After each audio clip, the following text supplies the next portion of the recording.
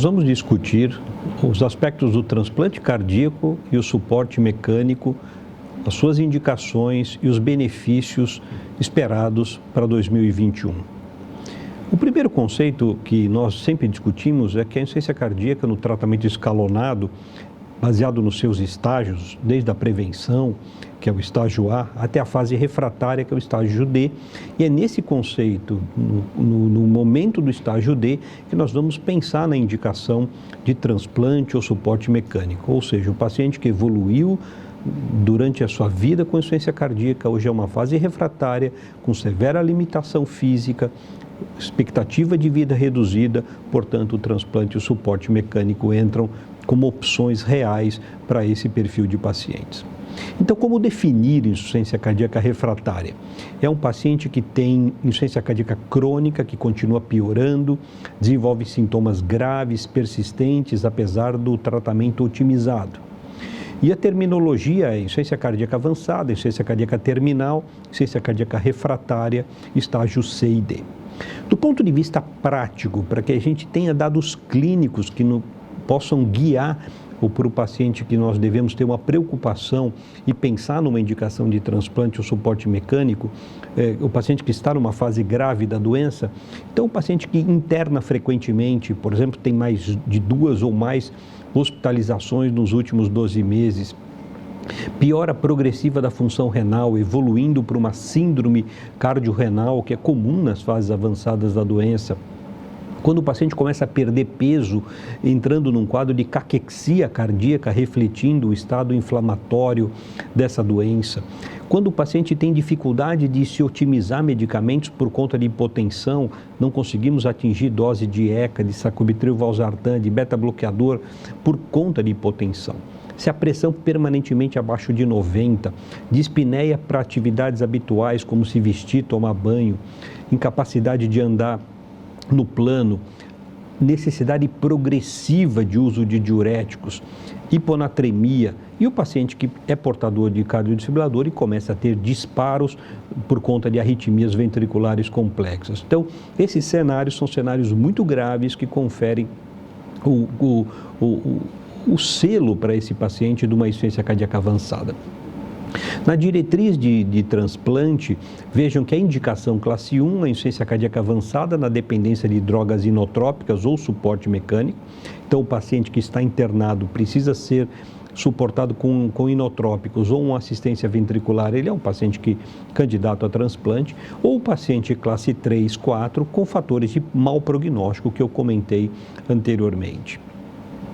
Na diretriz europeia, ela segue a mesma linha também desse conceito de que é o paciente no final de linha de evolução da sua insuficiência cardíaca, com sintomas incapacitantes, muito limitado nas suas atividades, com risco de morrer, e que tenha, que não possua contraindicações efetivas para o transplante que limitem. Por exemplo, se o paciente tiver uma infecção ativa, uma neoplasia não controlada, o paciente que tem uma má aderência do ponto de vista de tratamento, condições socioeconômicas ruins de moradia, isso pode pesar numa indicação, apesar do paciente ser um paciente grave, ele pode não ser elegível para o transplante.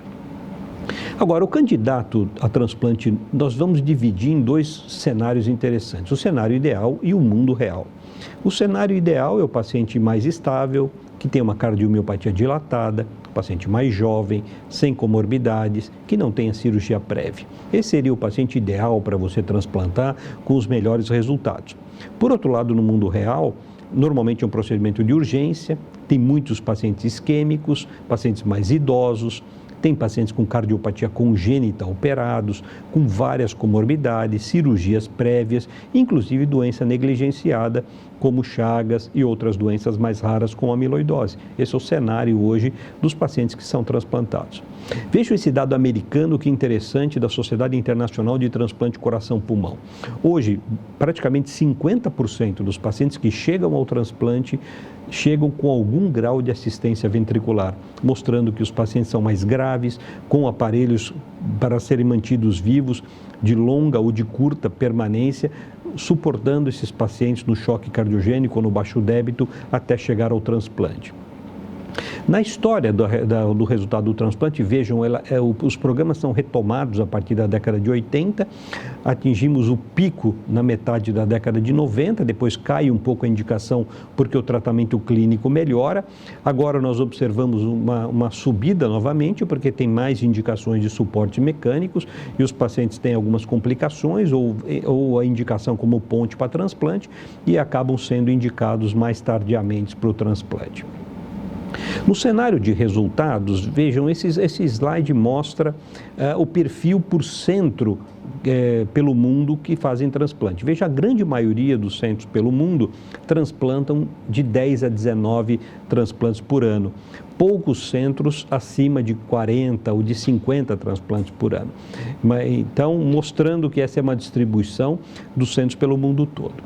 A boa notícia é que década a década o resultado de sobrevida pós-transplante tem melhorado. Vejam na curva em vermelho, seria o último, a curva em lilás é a última curva, mostrando melhor ainda, porque o pós-operatório melhorou, nós temos novas drogas, nós temos outros cuidados no pós-operatório, temos na manutenção do enxerto, no controle de rejeição, então os resultados melhoraram muito. E essa curva do ano passado, com 114 mil pacientes, mostrando que a sobrevida do transplante é muito boa, imaginando que um paciente que nós indicamos transplante é um paciente classe funcional 4, um paciente em choque cardiogênico, com alta mortalidade de 1 ano, podendo chegar a 50% a 60%, e depois do transplante o paciente tem uma sobrevida espetacular, em 10 anos, 65% dos pacientes estão vivos. A realidade no Brasil é que o transplante é um programa governamental disponível a todo cidadão brasileiro pelo SUS. Nós não temos ainda um programa de assistência de suporte mecânico de longa permanência pelo SUS, do sistema público, a não ser nos programas PROAD SUS, que são parcerias com instituições privadas. O transplante é uma realidade, inclusive para doenças negligenciadas como Chagas. Um custo comparativo de R$200 mil no transplante, R$700 mil do suporte mecânico, mas vejam que esse é um custo pós-procedimento, não entra aí o valor todo da espera para o transplante, que deve ser computado também. A possibilidade de crescimento, porque nós ainda utilizamos 14%, 15% dos potenciais doadores e poderíamos ter ainda um aumento nesses números. Esses são dados do Registro Brasileiro de Transplante, mostrando que a partir de 2011 aumenta muito o número de transplantes no país. Aí nós temos no nosso cenário 17 doadores efetivos por milhão de habitantes, abaixo de outros países, então existe uma possibilidade ainda de um crescimento, uma vez que novamente nós estamos usando 14%, 15% dos doadores, nós temos margem para aumentar, diferentemente de alguns países que atingiram já o seu topo na indicação e populações mais envelhecidas, não tem tanto doador disponível, mas por outro lado tem esse suporte mecânico como uma realidade efetiva para esses pacientes. Esse dado também da Associação Brasileira de Transplante de Órgãos mostra, nesse ano foram feitos 380 transplantes e a expectativa é que fizéssemos em 1.870 pacientes, ou seja, um número grande de pacientes não chegaram ao transplante porque não foram encaminhados ou porque não foram identificados como pacientes efetivamente graves ou porque morreram esperando o transplante. Então ainda o desafio é grande nesse campo de nós melhorarmos.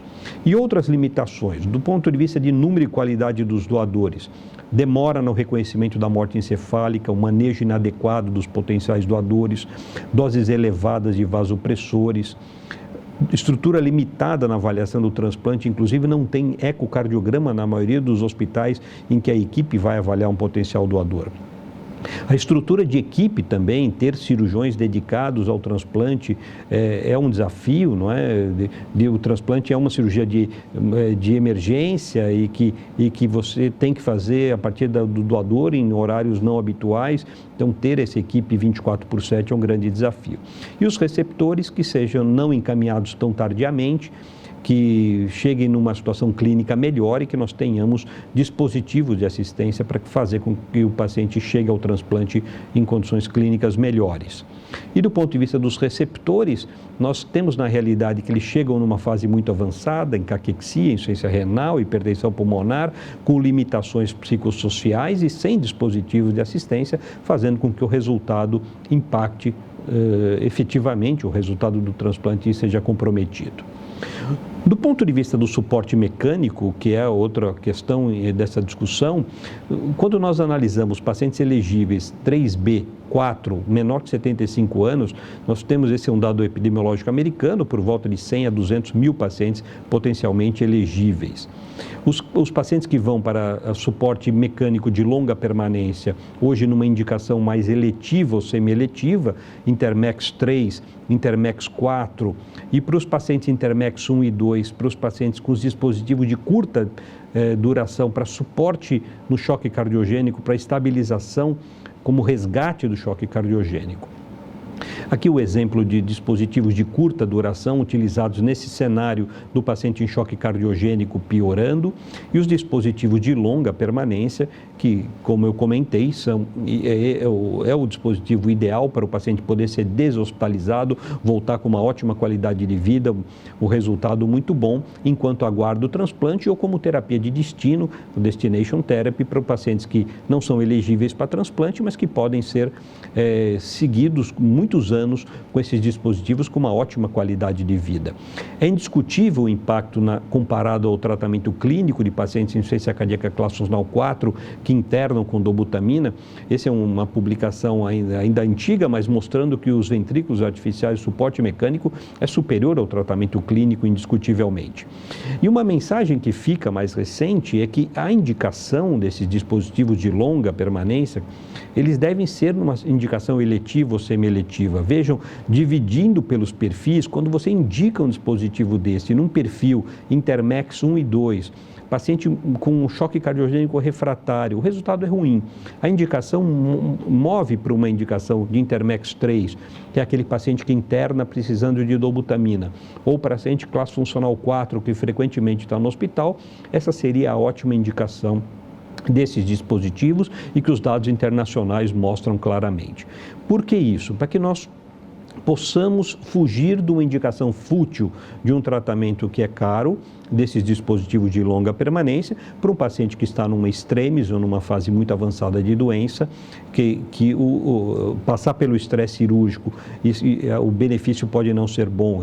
Nessa situação, é ideal um dispositivo de curta permanência para equilibrar o paciente, para que ele possa depois migrar para um dispositivo de mais longa permanência. E a indicação é para os pacientes com insuficiência cardíaca refratária, também sintomáticos, com frequentes internações. Os pacientes podem ser indicados como ponte para transplante ou como terapia de destino para os pacientes não elegíveis. E um detalhe importante é que não tenham disfunção ventricular importante, porque uma vez que essa é uma assistência ventricular esquerda, se tiver disfunção ventricular importante, isso pode comprometer o funcionamento e é uma contraindicação para o dispositivo. E meu último slide, esse é uma pintura de um pintor austríaco, Gustav Flint, mostrando a morte e a vida, e é bem quando nós discutimos o paciente em insuficiência cardíaca avançada, classe funcional 4, quando nós temos a perspectiva do transplante de suporte mecânico, é a perspectiva de oferecer a esses pacientes uma qualidade de vida, expectativa melhor de uma doença que impacta fortemente no seu prognóstico e de expectativa de vida a curto prazo. Obrigado.